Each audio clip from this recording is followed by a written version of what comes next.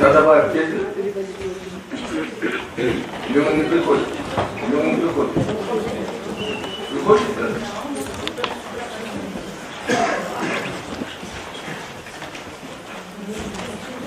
Мы оттуда не здесь сидим, да? Ваши сидим. А включение томограф сейчас сколько стоит? 1850. 1850, да? Да. Извините, вы представьтесь, кто вы такой? Вы зашли, люди некоторые не знают даже, честно говоря. Не здоровался и зашел и сел, и что-то говорит. Я не понимаю. Это министр наш? Я поздоровался. Я не знаю этого. Я поздоровался. Он не представился. Ну, В правильно компанию говорю. пришел человек. Он правильно говорит. Правильно говорю? Да. Да. Представьтесь, пожалуйста. Я Как положено. Да, министр здравоохранения Кыргызской Республики Бейсеналиев Абутакыр Сарыкенович.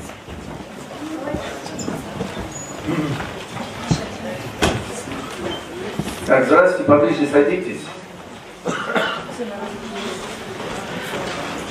Сейчас я вот сейчас. Сейчас до ОСЧА, потому что государственный официально, здесь коллектив интернациональный. Вы об этом знаете, правильно? 29 марта с президентом были Алтынбалов. И едем, и там в основном индусы, пакистанцы. Я удивился, почему очень много индусов, на пляже индусов. Да, я отстал. И оказывается, есть такой реабилитационный центр интенсивный. Я туда зашел, там, оказывается, живут индусы, проходят практику, ни одного больного нету.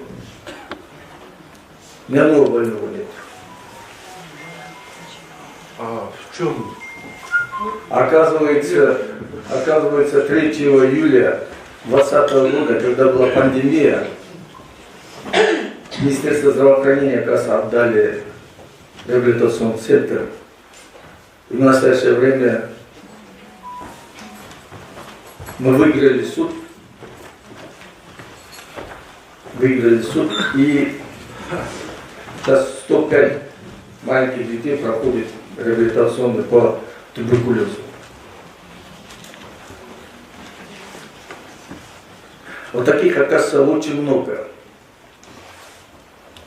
в Кыргызстане. Мы по всему району, по всему области забираем то, что нужно было.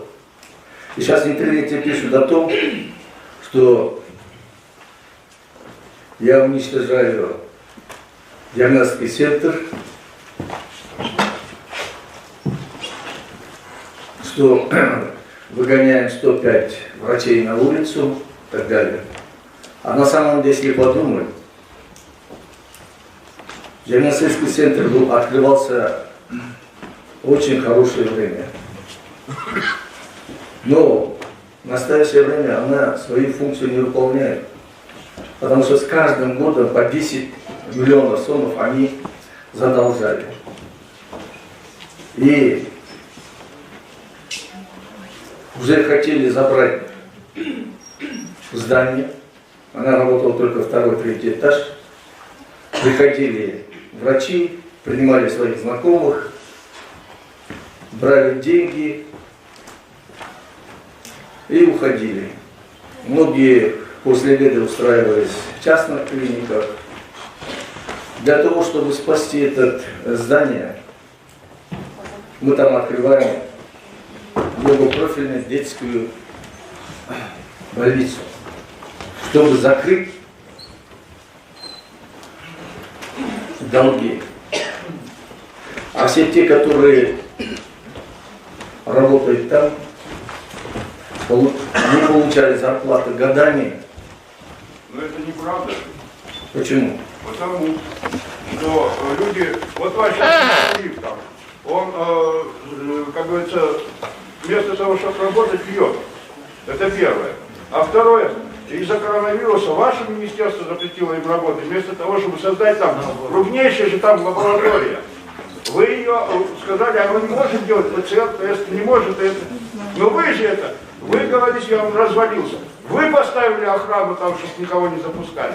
А наоборот, надо было обеспечить их силами. И крайне больше делают. И тогда бы пошло, и у вас было бы меньше пандемии, и народ... Хорошо, вы зайдите ко мне, я вам докажу. Да не надо мне заходить, я Да. прекрасно знаю. Садитесь. Дело в том, что вы говорите, долги 10 миллионов.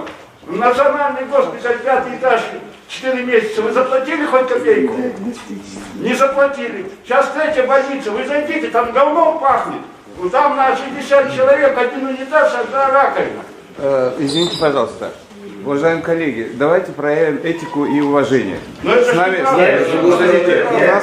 у нас сидит Да, с министр. другой стороны, это хорошо, Давайте что я хочу посмотреть, порядок соблюдать в будем. каком Пожалуйста. состоянии Это коллектив. же не ваша компетенция говорить о этих вещах. Вы Нет, занимаетесь пусть. своим делом. Я хочу посмотреть, в каком состоянии атмосфера Что вы коллектива. сам себя показываете? Маратбекович, извините, пожалуйста. Вы Пусть знаете, скажет, политику что говорить, перебивает. это не то, что просто дать возможность говорить человеку, вот, пользуясь какими-то непроверенными фактами, с головы брать что-то такое. Этика это когда говорить правильно. Так что вы не особенно так вот разбрасываетесь этикой. Этика это еще большой вопрос. Да, я извиняюсь, говорите дальше, да. Чего вы прям эмоции объявить не это? Нет, с другой стороны, это хорошо. Я хочу представить, в каком состоянии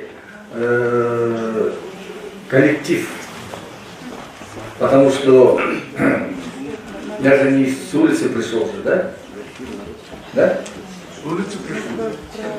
А сен больше? Сен гипсин, фамилия Потому Акимова? что Сен фамилия Акимова? я вам не друг, вам что ходите или не ходите. Гипсин, Я фамилия юрист Акимова? здесь. То, что вы говорите, это уже не компания какая-то, здесь коллектив сидит. Нет. Пожалуйста, говорите языком таким чиновничьим, а не таким вот в компании где-то вы это самое. Не воспринимайте, что мы кое-что от Турции, чик или еще что-то. Я по-моему, по сути говорю. Нет, как ваша фамилия? Омурали Джумгал, я юрист. Что такое? В чем дело? Этику, коллега, соблюдайте, пожалуйста. Потому что это не медик. Извиняюсь? Не медик, говорю. Да не медик, Садитесь. юрист. Садись, вам, чтобы никто слова не давал. Я вас не спрашивал это слово. А, вот чай? Я вам не друг, еще раз. Обращайтесь к коллективу нормально, как министр. А что, почему пригласили юриста? А кто должен сидеть здесь? Это же тоже коллектив. Коллектив. Кто должен здесь сидеть? Хорошо. У меня по трудовому кодексу, по трудовому договору есть это как бы право и обязанность не молчать, а вот в таких ситуациях, как Ну тогда как говорите вы, говорите. Да, есть и у каждого работника есть то же самое по статье 19 Трудовому кодексу право вот так вот в таких спорных ситуациях возражений говорить и всякое прочее. И призывать к порядку тех, которые это не делают. Аслашан Баш, siz готовите твой спор. Да. Почему готовили, не Почему готовили? готовить? Сарва Аббас Армбаевич, директор Национального центра кардиологии и терапии имени Мирахумова, уволен с занимаемой должности с 29 ноября 2021 года. Распоряжение Кабинета министров. Министр Бишиналиев.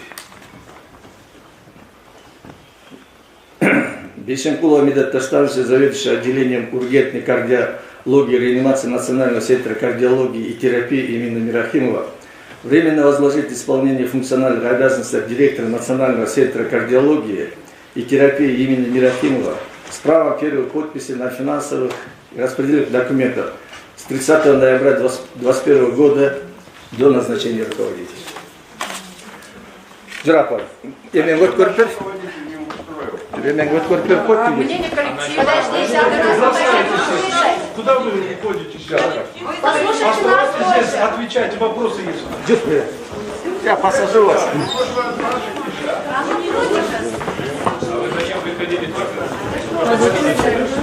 Это погон. Мы могли это в интернете прочитать по новостям. И ушел.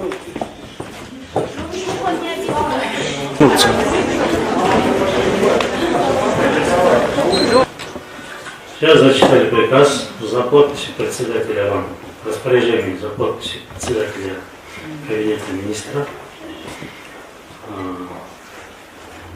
И я, как законопослушный гражданин, должен подчиниться и использовать для защиты своей чести и достоинства доступный законный метод. Сейчас я изучу этот документ и буду признать свои меры. Но у меня к вам огромный вопрос. Вы видели, как к вам относится министр, да? Видели? Просто, понимаете, я считаю, что вот, вспоминая слова, чем вызывать мотор, трудно каждый день оставаться человеком. Я увидел, что он, ладно, меня лично недолюбливает. Как когда сейчас шли в кабинете, там что-то, все кричал в кабинете, что он меня посадит. Что когда я буду сидеть в тюрьме, я буду его вспоминать. Что меня хорошо знает, так сказать. Вот я его хорошо не знаю. Но это речь о другом. Самое главное, чтобы вы как никогда сохраняли сплоченность. Потому что сейчас, возможно, те, кто будут иметь свое мнение, он постарается через руководство избавиться. Почему? Я с вами работал всего 2 года, 2 месяца. Тяжелый период. Самый тяжелый период. И вы видите, насколько пошли подвижки. Самое главное, что этот темп сохранился. На следующий год, в апреле-мае, должен был появиться ядерно-магнитный резонанс. Сейчас по новым ценам компьютерная томография снизилась до 1030 сомов.